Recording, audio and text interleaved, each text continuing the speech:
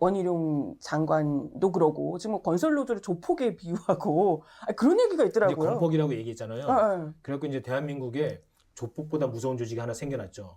건폭인가요? 그래서 앞으로 이제 우리가 건설노조 쫓기고 나가면은 조폭들이 아마 우리한테 아마 머리 조아리고 저는 그런 시대가 이미 오고 있다. 예.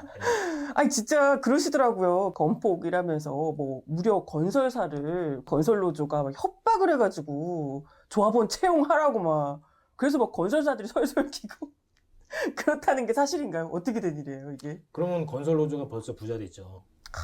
그쵸. 건설노조가 그럼 떼돈 벌었죠. 떼돈 안 벌었나요? 떼돈 안 벌었나요 건설노조? 일부 그런 노조가 있을 수도 있겠죠. 민주노총 아닙니다. 새빨간 거짓말입니다. 그래서 지금 발표도 항상 민주노총이라고 얘기를 못해요. 구체적으로 발표할 때는 양대노총이라고 얘기해요. 그러니까 교묘하게 100에 99는 민주노총이 아니고 하나가 있을까 말까 한데 민주노총이라고 얘기를 못하죠. 왜냐면 너무 적으니까, 너무 없으니까. 그러니까 양대노총이라고 얘기하고 또는 이제 다른 노조. 그러니까 이번에 경찰 발표한 것도 마찬가지예요. 뭐 진짜 폭력배가 네네네. 가짜로 노조 만들어서 노조 명함으로 갈취했다는 거예요. 또는 장애인 단체가 아닌데 장애인 단체 이름을 써서 그걸로 건설 현장에서 또 뭘 또 뜯어냈다는 거예요. 그러니까 그게 구체적인 사례로 이번에 발표한 거거든요. 민주노총 사례 하나도 없습니다. 근데 마치 분위기는 전부 다 건설노조, 민주노총에서 다 이게 무슨 조폭, 건폭 활동을 하고 있는 것처럼 나와가지고. 그래서 수사를 하면 할수록 이게 밝혀지면 밝혀질수록 오히려 부메랑이 될 겁니다. 우리는 확신하고 있어요. 그 지점에. 내가 이제 처음 일을 할 때, 설비 일을 할 때 그 업체가 부도가 나버렸어요. 그리고 이제 그 업체가 이제 공사를 할 수가 없으니까 손을 떼고 새로 업체가 들어왔는데 새로 들어온 업체 그 소장이 얘기하는 게 20% 공사비로 들어왔다고 하더라고요. 20% 공사비로? 네. 뭐 예를 들면 이게 10억짜리 공사다. 근데 이게 이제 내려와서 자기가 맡은 건 20%라는 거예요. 근데 20%로 공사를 하려면 어떻게 되느냐. 최대한 노임을 적게 주고, 근데 최대한 아무리 노임을 적게 줘도 너무 적으면 일할 사람이 없으니까. 그쵸. 딱 하나의 방법밖에 없어요. 뭐요?